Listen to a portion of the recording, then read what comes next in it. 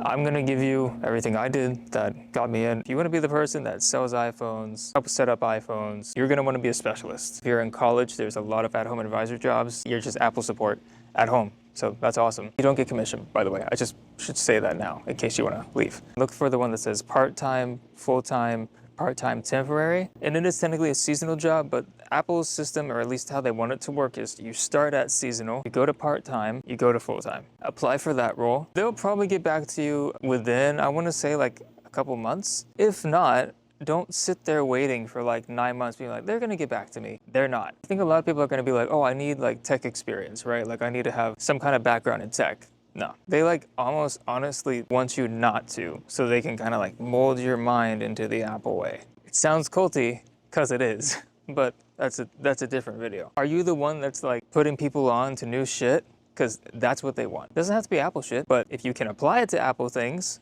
great. And just be able to articulate on how whatever your story is applies to Apple in a good way. If you can make it like Apple products changed my life for the better, you're fucking in. My story was essentially like, I utilized all these Apple features on the daily. When I was in Japan, I didn't have a phone, but it was okay because I had an iPod Touch, and FaceTime's great, and all these very true things. It was easy. They want to see, here's a person that had such a good experience with an Apple product. They decided to come and sell that product to the public. You don't have to know Apple's whole history. You don't need to be like, oh, I know the iPod Classic came out. Let's move on. You've gotten your first interview. Congratulations. Doesn't mean anything. Your first interview is going to be pretty generic. Who are you? Why do you want to work here? Basic questions, but you need to have an answer for why do you believe you'd be a good fit for Apple? And most likely, you're going to be in a group. And if someone says something that's similar to yours, don't change your idea. It's still unique. That's why you got to have a story that's unique to you, your own experience. Clip that summary into like a,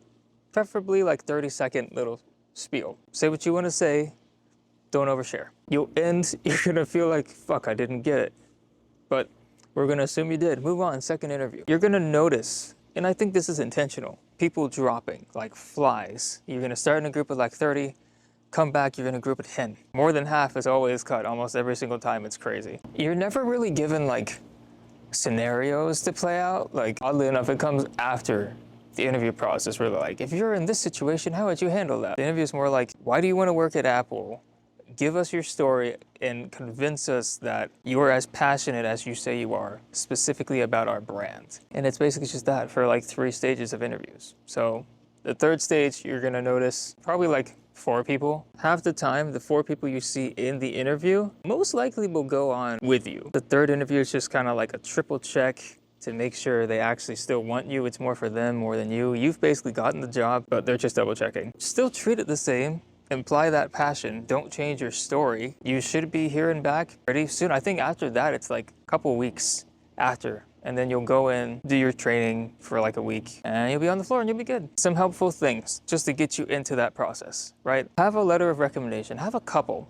Don't have like 6, have like 2. Preferably from a current employee, or even better, admin, if you know them, or a former employee that left on good terms. So not me. One of the questions that's gonna come up is like, what's your favorite Apple product? What's your favorite Apple feature? Have a place in Apple that you want to be. Even if you don't want to be there, just have that so they know, oh, I want to work toward this goal. I went for Genius Bar. I was just like, I want to be like on the Genius Bar, not aiming too high, just like above where I'm entering. If you have experience in retail, even food service, plus, just because you've had interactions, like public interactions, and you're accustomed to like one-on-one, 1-on-30 group interactions, that's perfect. That's what they want. I mean, you have to be good at talking to people all day because that's what you're doing. You're one-on-one, one-on-one, one-on-one, all day, all the time. I was a teacher before, so I had that, and I had being a barista. That's it, really. I mean, a lot of people, I think, go into it wrong. They go into it with that mindset we talked about earlier about how to be a fanboy. You don't. If you're the tech friend in your group, you're probably good. Know Apple's website pretty well. You know what phones are out and what the little differences are. Even if it's just like, oh, I know that the Pro has 3 cameras in titanium and the regular doesn't. That's fine. They make it seem a lot more difficult than it is. I don't think it's difficult. I think they're just picky. So you could be a perfect candidate, they could turn you down. So have a good story. I'm telling you, that is the way in. I have been told that by the person that hired me. Well, one of the people that kind of hired me. Somewhere around here. If you want to, it's there. If you don't, more videos. If you don't want that, write something funny. Okay.